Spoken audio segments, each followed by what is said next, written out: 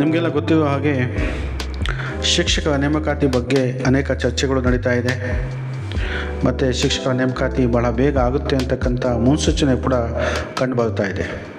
ಯಾಕೆಂತ ಹೇಳಿದರೆ ಕರ್ನಾಟಕ ರಾಜ್ಯಪತ್ರ ವಿಶೇಷ ರಾಜ್ಯ ಪತ್ರಿಕೆ ಏನಿದೆ ಶುಕ್ರವಾರ ಬಿಡುಗಡೆ ಆಗಿದೆ. ಈ ಒಂದು ಅಧಿಸೂಚನೆ ನಂಬರ್ 186 ಮಹತ್ತರವಾದಂಥ ಒಂದು ವಿಷಯಗಳನ್ನು ನಾವು ನೋಡ್ಬೋದಾಗಿದೆ. ಅದು ಏನು ಅಂತ ಹೇಳಿದ್ರೆ ಸಾರ್ವಜನಿಕ ಶಿಕ್ಷಣ ಇಲಾಖೆ ಅಂತ ಇಲ್ಲಿ ಕೊಟ್ಟಿದ್ದಾನೆ ನೋಡಿ. ನೇಮಕಾತಿ, ತಿದ್ದುಪಡಿ, ನಿಯಮಗಳು, ಅನೇಕ ನಿಯಮಾವಳಿಗಳೇನಾಗಿದೆ ಬದಲಾವಣೆ ಆಗಿದೆ. ಇದಕ್ಕೆ ಸಂಬಂಧಪಟ್ಟಂತೆ 21/1/2026 ಮತ್ತು 21/1/2026 ಕೆಲವೊಂದು ಅಬ್ಜೆಕ್ಷನ್ಸ್ಗಳನ್ನು ಫೈಲ್ ಮಾಡೋದಕ್ಕೆ ಕೇಳ್ಕೊಂಡಿದ್ದು. ಆ ಅಬ್ಜೆಕ್ಷನ್ಗಳನ್ನು ಫೈಲ್ ಮಾಡಿದ ಮೇಲೆ ಕೆಲವೊಂದು ಚೇಂಜಸ್ಗಳನ್ನು ಇಲ್ಲಿ ಮಾಡಲಾಗಿದೆ. ಆ ಚೇಂಜಸ್ಗಳು ಬಹಳ ಮುಖ್ಯ ಆಗುತ್ತೆ ನಿಮಗೆ. ಶಿಕ್ಷಕರ ನೇಮಕಾತಿಯಲ್ಲಿ ಅನೇಕ ನಿಯಮಾವಳಿಗಳೇನಾಗಿದೆ ಬದಲಾವಣೆ ಆಗಿದೆ. ಅದೇ ನಿಯಮಾವಳಿಗಳು ಅಂತಕ್ಕಂಥದ್ದು ಬಹಳ ಮುಖ್ಯ ಆಗುತ್ತೆ. ಮೊದಲು 35% ಇಲ್ಲಿ ನೋಡಿ 35% ಅಂತ ತೊಗೋಬೇಕಿದ್ದು 35% CET-ನಲ್ಲಿ ತೊಗೊಳ್ತಾಯಿದ್ರು. CET-ನಲ್ಲಿ 35% ಮತ್ತು 15% ಟೆಟ್. ನಿಮ್ಗೆ ಗೊತ್ತಿದೆ ಟೆಟ್ ಅಂತಕ್ಕಂಥದ್ದು. ಆ ಎಕ್ಸಾಮಿನ ಒಂದು ಫಲಿತಾಂಶದ 15% ತೊಗೊಳ್ತಾಯಿದ್ರು. ಅದೇ ಥರ 25% PUC ಮತ್ತು 25% D.Ed ಹೀಗೆ ತೊಗೊಳ್ತಾಯಿದ್ರು. ಆದರೆ ಅದೇನಾಗಿದೆ, ಈಗ ಬದಲಾವಣೆ ಆಗಿದೆ. ಈಗ CET 25%ಇಂದ 70% ತೊಗೋಬೇಕು ಅಂತಕ್ಕಂಥ ಒಂದು ನಿಯಮಾವಳಿ ಬಂದಿದೆ. ಅದೇ ಥರ ಟೆಟ್ ಕೂಡ 15%ಇಂದ 20% ತಗೋಬೇಕು ಅಂತಕ್ಕಂಥ ನಿಯಮಾವಳಿ ಆಗಿದೆ. ಅಂದರೆ CET ಮತ್ತು ಟೆಟ್ಟು ಸೇರಿ ಎಷ್ಟು ಪರ್ಸೆಂಟ್ ಆಗ್ತಾಯಿದೆ? 90% ಆಗ್ತಾಯಿದೆ. PUC ಮತ್ತು D.Ed ಸೇರಿ ಎಷ್ಟು ಪರ್ಸೆಂಟ್ ಆಗ್ತಾಯಿದೆ? 10% ಆಗ್ತಾಯಿದೆ. ಸೊ ಅದಕ್ಕೆ ನೀವೆಲ್ಲ ಏನು ಮಾಡಬೇಕು ಅಂತಕ್ಕಂಥದ್ದು ಈಗಲೇ ಯೋಚನೆ ಮಾಡಬೇಕಾಗತ್ತೆ.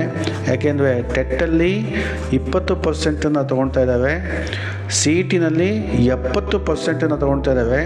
CET-ನಲ್ಲಿ ಅತಿ ಹೆಚ್ಚು ಅಂಕಗಳನ್ನು ಗಳಿಸಿರ್ತಕ್ಕಂಥ ವಿದ್ಯಾರ್ಥಿಗಳಿಗೆ ಶಿಕ್ಷಕರ ಒಂದು ಹುದ್ದೆ ಸಿಗಲಿದೆ ಅಂತಕ್ಕಂಥದ್ದು ನಿಮ್ಗಾಗಲಿ ಈಗ ಈ ವಿಷಯದಿಂದ ಗೊತ್ತಾಗುತ್ತೆ. ಇಲ್ಲಿ 8% ಮತ್ತು 2% ಅಂತ ಇದೆ. PUC-ನಲ್ಲಿ ಮತ್ತು D.Ed-ಅಲ್ಲಿ 2%. ಇದು ಸ್ವಲ್ಪ ವ್ಯತ್ಯಾಸ ಆಗ್ಬೋದು. ಟೋಟಲಾಗಿ PUC ಮತ್ತು D.Ed ನೀವು ಏನಂತ ತಿಳ್ಕೊಬೇಕಾಗತ್ತೆ? 10% ಅಂತ ತಿಳ್ಕೊಬೇಕಾಗತ್ತೆ.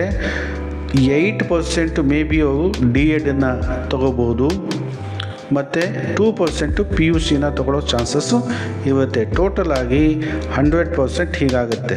ಸೊ ಇಲ್ಲಿ 70% ಏನಾಗ್ತಾಯಿದೆ? CET ಆಗ್ತಾಯಿದೆ, 20% ಟೆಟ್ ಆಗ್ತಾಯಿದೆ, 8% ಕೇವಲ 8% D.Ed ಆಗ್ತಾಯಿದೆ, 2% ಏನಾಗ್ತಾಯಿದೆ? PUC ಆಗ್ತಾಯಿದೆ. ಇಲ್ಲಿ ಕೆಳಗೆ ಕೊಟ್ಟಿದ್ದಾನೆ ನೋಡಿ, ಬಿ ಉಪಖಂಡದಲ್ಲಿ ಕೊಟ್ಟಿದ್ದಾನೆ. ಇಲ್ಲಿ ನೋಡಿ, ಇಲ್ಲೂ ಕೂಡ ಅದೇ ಹೇಳಿದ್ದಾನೆ, 70% CET ನೋಡಿ, CET 70% CET ಆಗ್ತಾಯಿದೆ, 20% ಟೆಟ್ಟು TET ಟೆಟ್ ಆಗ್ತಾಯಿದೆ, 10% ಇದು PUC ಪ್ಲಸ್ D.Ed ಸೇವ್ ಏನಾಗ್ತಾಯಿದೆ? 10% ಆಗ್ತಾಯಿದೆ. ಸೊ ಅದಕ್ಕೆ ನಮಗೆ D.Ed-ಅಲ್ಲಿ ಅತಿ ಹೆಚ್ಚು ಅಂಕ ಇದೆ, PUC-ನಲ್ಲಿ ಅತಿ ಹೆಚ್ಚು ಅಂಕ ಇದೆ. ನಾವು ಹೆಚ್ಚು ಓದುವಂಥ ಅವಶ್ಯಕತೆ ಇಲ್ಲ ಅಂತ ಅಂದ್ಕೊಂಡ್ರೆ ನಿಮಗೆ ಜಾಬು ಸಿಗೋದು ಬಹಳ ಕಷ್ಟ ಇದೆ. ಅಂದರೆ ಇಲ್ಲಿ PUC ಮತ್ತು D.Ed-ಅನ್ನು ಕೇವಲ 10%ಗೆ ಮಾತ್ರ ಅವನು ಕನ್ಸಿಡರ್ ಮಾಡ್ತಾ ಇದ್ದಾನೆ. ಉಳಿದ 90%ನ CET ಮತ್ತು ಟೆಟ್ಟಲ್ಲಿ ಅವನು ಕನ್ಸಿಡರ್ ಮಾಡ್ತಾ ಇದ್ದಾನೆ ಅಂತ ಹೇಳಿದ್ರೆ ನೀವೇನು ಮಾಡಬೇಕಾಗತ್ತೆ? CET-ಯನ್ನು ಅತಿ ಹೆಚ್ಚು ಅಂಕಗಳೊಂದಿಗೆ ಪಾಸ್ ಆಗಬೇಕಾಗತ್ತೆ. ಪಾಸಾದರೆ ಮಾತ್ರ ನಿಮಗೆ ಜಾಬು ಸಿಗೋದಕ್ಕೆ ಚಾನ್ಸಸ್ ಇದೆ. ಸೊ ಇಲ್ಲೂ ಕೂಡ ಅದೇ ಥರ ಇದೆ ನೋಡಿ.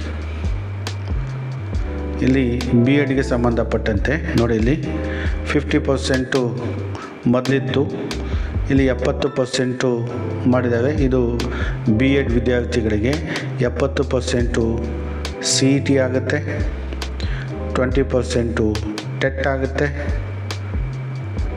ಮತ್ತು 8% BA ಅಥವಾ B.Ed ಆಗ್ಬೋದು, 2% ಇಲ್ಲಿ ಏನಾಗ್ಬೋದು BA ಅಥವಾ B.Ed ಆಗ್ಬೋದು. ಟೋಟಲಲ್ಲಿ BA ಮತ್ತು B.Ed ಸೇರಿ ಏನಾಗ್ತಾಯಿದೆ 10% ಮಾತ್ರ ನಿಮಗೆ ಸಿಗ್ತಾಯಿದೆ. 10% ಆಗ್ತಾಯಿದೆ. ಇಲ್ಲಿ ಕೊಟ್ಟು ನೋಡಿ 70% CET, 20% ಟೆಟ್ಟು, ಇಲ್ಲಿ 10% ಏನಾಗ್ತಾಯಿದೆ BA B.Ed ಅಂತ ಹಾಕೊಳ್ಳಿ. BA B.Ed ಅಂತ ನೀವು ತೊಗೋಬೋದು. ಸೊ ಹೀಗೆ ಇಲ್ಲಿ ನಿಯಮಾವಳಿಗಳಲ್ಲಿ ಬದಲಾವಣೆ ಆಗ್ತಾ ಇದೆ.